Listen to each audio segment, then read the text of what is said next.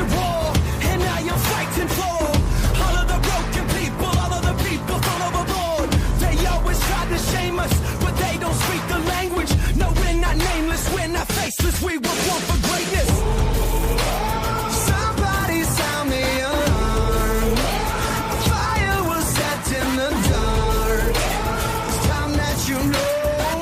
No, we're not nameless, we're not faceless, we were born for greatness. It doesn't matter if the world is going mad, if we just hold on, if we just hold on, yeah. The sky is falling and the world is going mad, and we sing our songs and we just hold on, yeah. So if you're running, stop running.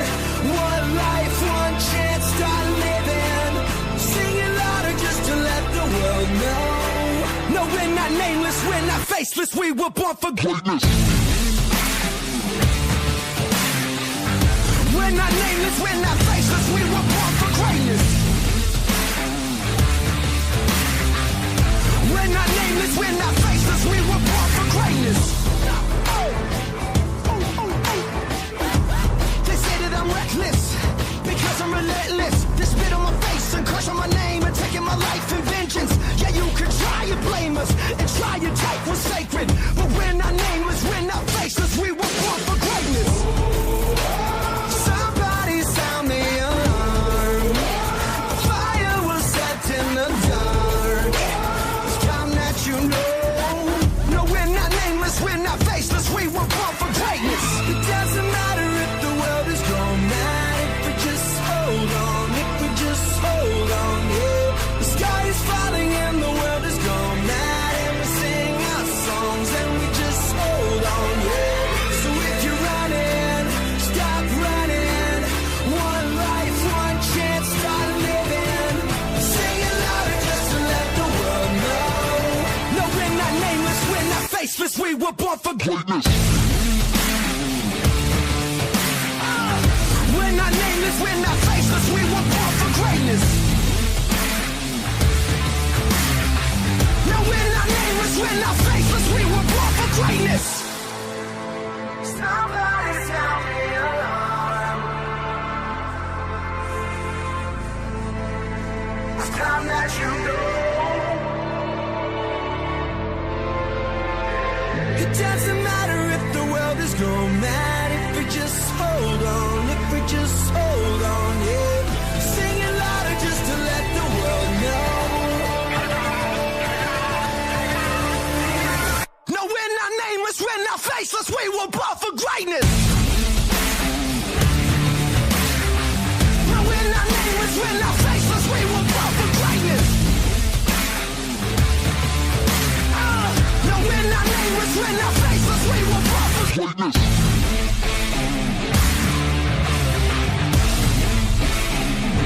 We were born for greatness. No, we're not nameless, we're not faceless, we were born for greatness.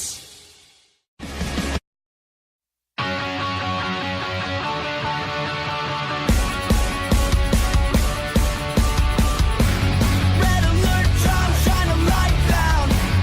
On the front lines of my mind now.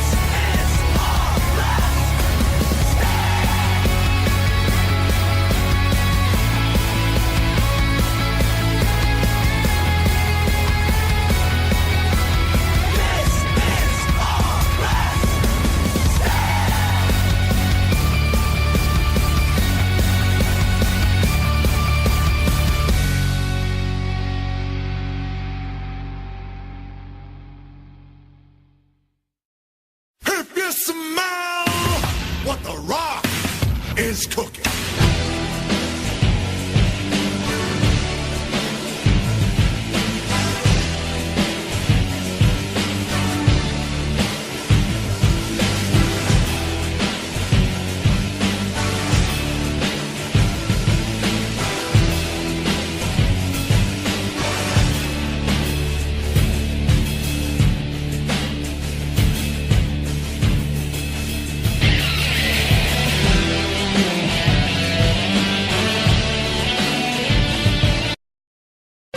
Voices in my head, they counsel me, they understand, they talk to me.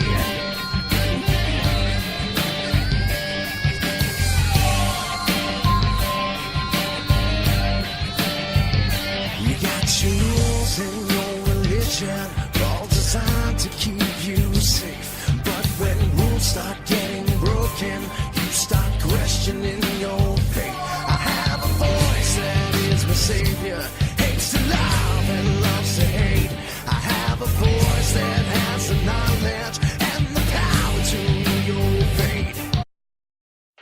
Sierra Hotel, India, Echo, Lima, Delta, Shield.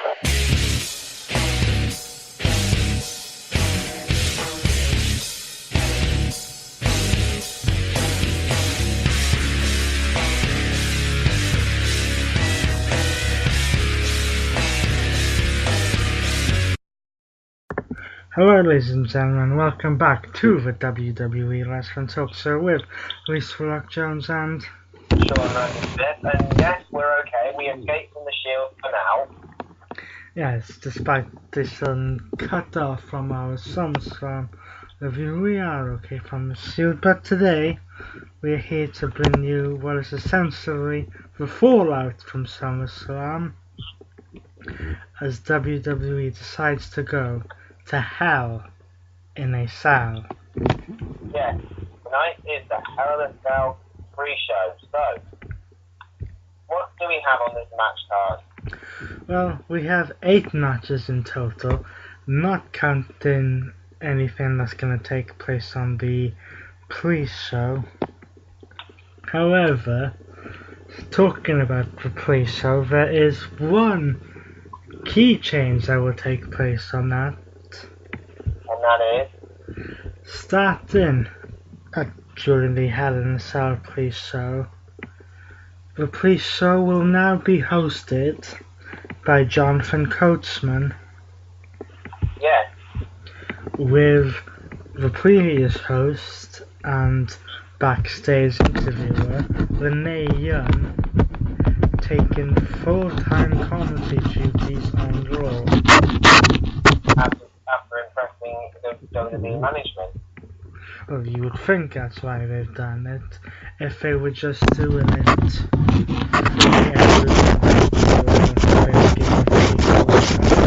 but it is nice to have a refreshing voice on commentary. As she is the first woman to ever be a full-time announcer. Correct. So, what is our first match? Our first match is a mixed tag team match with a little bit of help from Maurice at SummerSlam. The Miz was able to defeat Daniel Bryan. He then came out the following week on SmackDown and attempted to retire from everything Daniel Bryan. But that wasn't to be.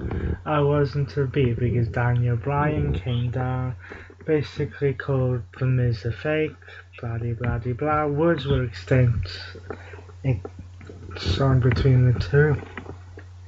Maurice then took to the mic, saying that he should just retire and change his name to Daniel Bella, which then promoted Brie Bella to come out whilst The Miz was helping Maurice out of the ring, Brie punched The Miz in the face. Yes, very cleanly in the face. Then this then prompted General Manager Paige to make a mixed tag team match for Hell in a Cell when the Yes couple, Daniel Bryan and Brie Bella, will take on the It couple of Miz and Maurice. So, who do we see coming out of this match with the win? Well, Miz and Maurice don't have much luck when it comes to facing Bellas in mixed tag team action, as they came up on the short end with Nikki Bella in this kind of match. However, that relationship drastically went downhill as well. Yep, it did. Very drastically. But if they want to extend this feud, in other words, which would be having Daniel Bryan and The Miz with another one-on-one match, and then possibly doing Brie Bella versus Maurice at Evolution, I would have Daniel Bryan and Brie Bella pick up the victory. I couldn't agree more with that statement, Mr. Jones. What is match number 2? We stick with SmackDown as we do with most of this card at the minute. For the much anticipated rematch between AJ Styles and Samoa Joe for the TNA WWE Championship. Yes, and this match, me and Jonesy both agree on this, that this match should be inside Hell in a Cell, but for some random reason, I said it wrong, but for some random reason, it's not. If this match, if not inside the Hell in a Cell cage, should have some kind of stipulation to it, because these two superstars went toe-to-toe at SummerSlam, only for Samoa Joe to make things drastically personal by disrespecting AJ Styles' family with his wife and daughter, causing Styles to lose his temper and attacking Samoa Joe with a chair, causing Samoa Joe to win the match by disqualification, but of course we all know that The title doesn't change hands on a disqualification or a count out. Unless stipulated in the match clause. True. Now here, I cannot decide which way it's gonna go. Same here, because if Samoa Joe pokes the bear one more time, we could see a deja vu moment of SummerSlam. We could see another disqualification victory or even a count-out victory. And the fact that these two are currently scheduled to face each other again in a couple of weeks when WWE goes over to Australia for the Super Showdown. Yeah. So they could end it in a count-out or disqualification and have the stipulation in the final match. Or they could just surprise us and do a title change here. But I think it would be something said that AJ Styles won the championship and lost the championship outside of the US countries. But Jesus and Super Showdown, that'll be another show for another time. Next we stick with SmackDown again for the SmackDown Tag Team Championships and the Battle of the Days. Yes, as Rusev Day challenges the New Day for the SmackDown Tag Team Championship. On the episode of SmackDown that followed SummerSlam, due in no small part to Rowan picking up an injury, The New Day defeated the Bludgeon Brothers in what was a vicious, no-holds-barred, Falls Count Anywhere match.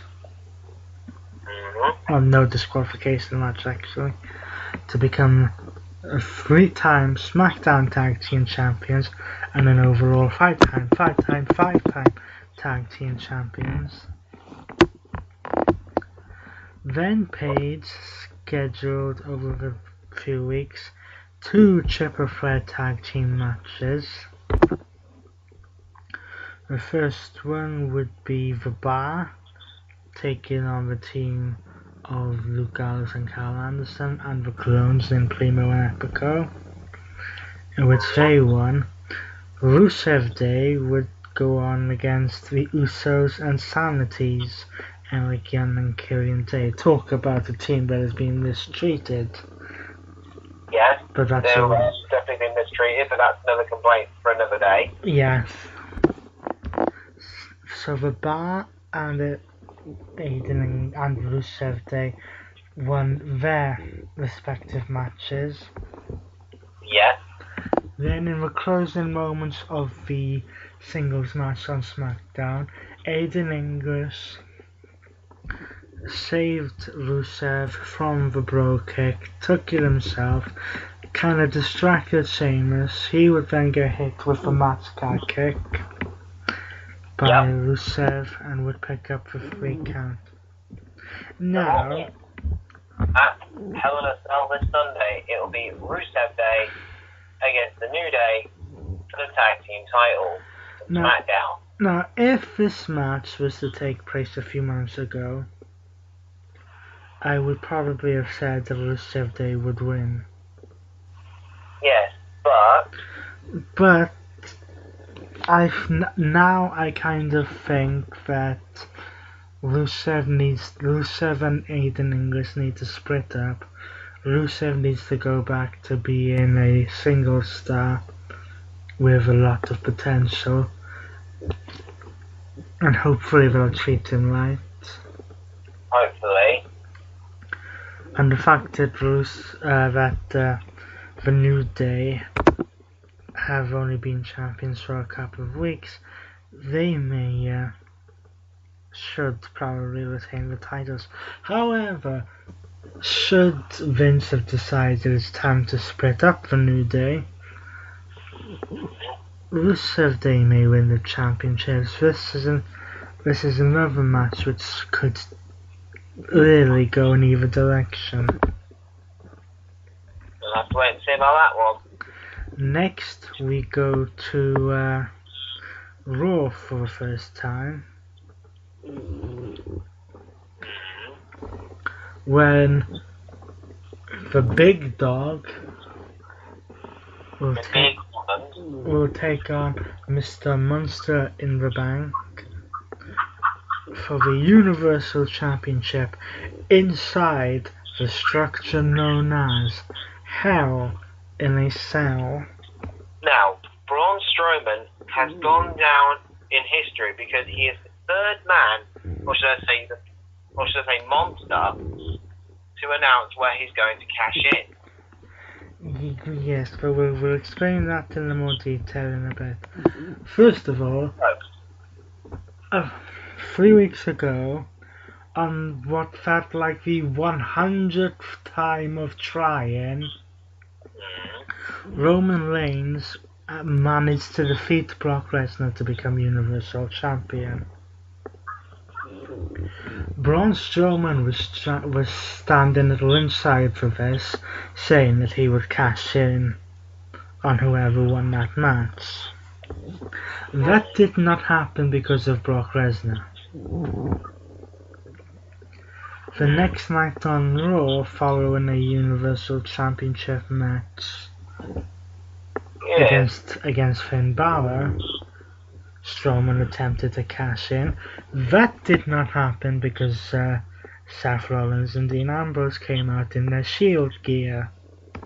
Yes, and Braun Strowman got put through the announce table with a triple powerbomb. That has now caused Braun Strowman to turn heel and form an alliance with Dolph Ziggler and Drew McIntyre because Vince McMahon was never going to turn his golden boy heel. No, never.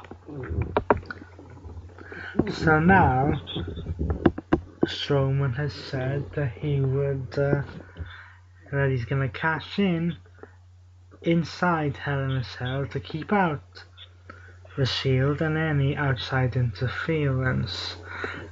I've watched enough Hell in a Cell matches to know that the Cell can let people in as easily as it can keep people out. Yes, I mean, we have known Hell in a Cell matches, people sneaking into the cell somehow. Dressed as cameramen from underneath the ring, and even if you don't come in through the door, all you have to do really is climb the thing and you can get in. Just break the door. A roof will open, I should say. Yes, you can even get in there by hiding underneath the ring if you wanted to. But going back to what my colleague was saying about Braun Strowman cashing in at Hell in a Cell, Yes. he is the third superstar to announce when he's going to cash in. Yes, Braun Strowman becomes the third person to say when and where he's going to cash in. The first being Rob Van Dam at One Night Stand in 2006, and he successfully cashed in, being the only person to say when and where and successfully cash in. John Cena said he was going to cash in on Raw 1000, and if Braun Strowman loses this match, he will join the likes of Damien Sandow, John Cena, and Constable Baron Corbin, and to a technical degree, Mr. Kennedy, as people who have won the Money in the Bank ladder match but unsuccessfully cashed in. You can't really count Kennedy because he never got the chance to cash in. Correct, because he lost to Edge, who cashed in on The Undertaker on SmackDown after a Mark Henry assault. As if this being inside Hell in a Cell wasn't bad enough to mark, well, that's what they want to say, to mark 20 years after nearly being murdered by The Undertaker inside Hell in a Cell, or so I say on top of Hell in a Cell. Mick Foley will preside as the special guest referee for this match. Yes, to literally throw a curveball into the works. Here, as much as I would like to see Strowman as Universal Champion, I believe the plan is to give a healthy run with the title to Roman Reigns, and they do have the option to do something which we'll get into a little later that may not make the crowd boo as much. Sticking with Raw at the minute, at SummerSlam, Alexa Bliss was torn apart and essentially squashed by Rowdy Ronda Rousey for the Raw Women's Championship. Yes, and that's putting it lightly. Now she is issuing her rematch, and despite over the past few weeks on Raw giving a somewhat of a injury beating, and I say that very loosely, to Ronda Rousey, she still, in my opinion, has no chance in hell of winning the title back. Yes, Even but I think WWE will have to be stupid if they want to take away the title from Ronda Rousey and put it on Alexa Bliss. Even with the assistance of Mickie James and Alicia Fox. And I do think that WWE would be stupid to give Ronda Rousey just a 1 month reign as champion at this point in her career. I personally think they would have her going into Evolution as the champion. Yes, now we go back to SmackDown for the second Hell in a Cell match on the card. Now this rivalry kind of dates all the way back to Backlash. And that is correct. We all know, just like a week after WrestleMania, Jeff Hardy defeated Jinder Mahal to become the United States Champion and then was transferred over to SmackDown. Yes.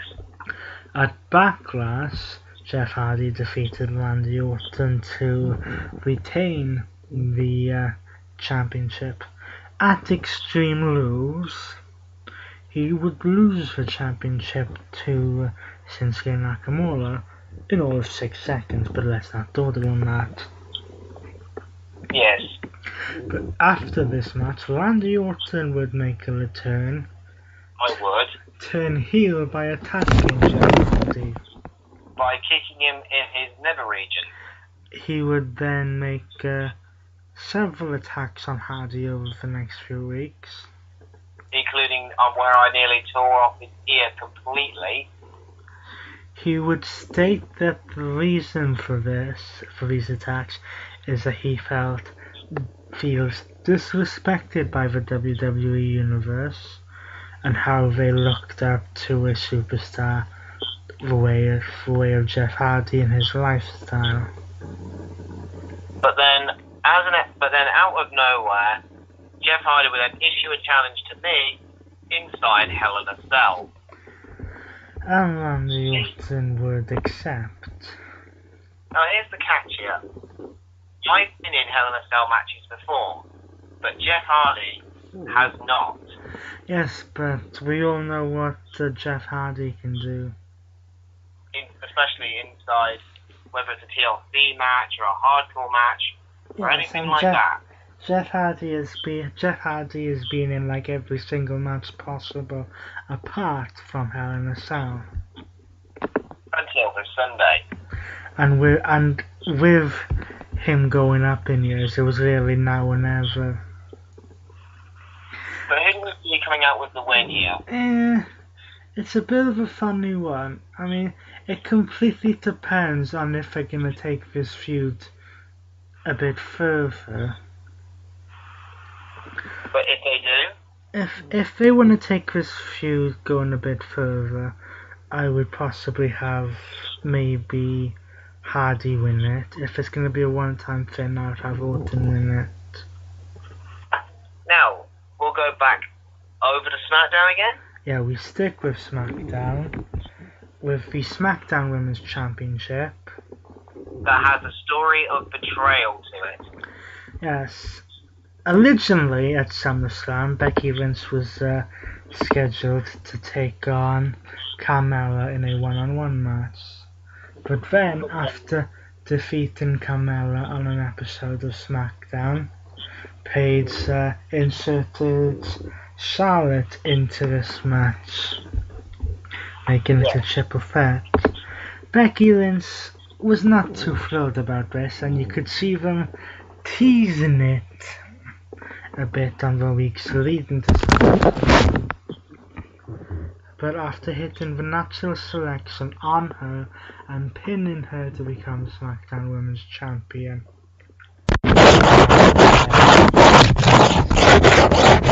Becky Lynch would then turn face, or is it heel? Well, the reason we're saying that is because at the moment, the crowd are booing Charlotte because they think that she is the female equivalent of Roman Reigns. Which is kind of weird, because when you think about it, and I say Roman Reigns has not been Universal Champion or World Champion since Money in the Bank 2016, better part of 2 years. So you can't really say he's been shoved down our throats all the time and he always wins. I mean, he lost several times to Strowman. But anyway, let's go on to here. Charlotte is probably the most naturally gifted and best female wrestler on the roster. with a possible slight exception of Asuka, and maybe when she improves, Well, the Ronda reason why they're Rousey. cheering Becky Lynch at the moment is because the crowd have been screaming for this heel turn for a long time. I don't think it's necessarily the heel turn they've been screaming for. It's that they want Becky Lynch to actually be given the push that she deserves, because She's kind of being held back at the moment. yes, because Becky has been pushing, attacking Charlotte left, right, and centre at the minute, and now at Hell in a Cell they will face off for the SmackDown Women's Crowd Championship. attacks needed. Yes. Now, but unlike, and I will say this, unlike with the Raw Women's Championship, I could see the possibility of a title change here, and it would make more sense because Charlotte is already a 7-time champion. She doesn't need really to hold on to the title as much as Rousey does. However, I do believe that if they are going to do any title changes for the women, they shouldn't do it until the Evolution pay-per-view. So, that about does it then? Not Or quite. maybe. Oh yeah, not quite. A few weeks ago, on an episode of Raw, the B Team was scheduled to face the Revival for the Raw Tag Team titles, Correct. only for Dolph Ziggler and Drew McIntyre to attack the Revival backstage and insert themselves into this match. Now, where is that legal? I do not know. But then again, Constable Corbin was in charge at the time. True. Dolph Ziggler and Drew McIntyre won the match and became Raw Tag Team Champions. And I do suppose this is around about the time where the Shield was arrested and then attacked by the entire load of heel superstars. And then the Shield would even get arrested the next night on Raw. Well, not the next night. The 2 next, nights previously. But then the Shield this past week on Monday Night Raw got their revenge on the heel superstars by using former axe handles as weapons. and they would, and whilst the Shield was forbidden to get involved in the rematch, Dean Ambrose and Seth Rollins did, but they weren't down as the Shield, they were down as themselves, not in Shield gear, so technically they got away with it. And they were considering pressing charges on Baron Corbin.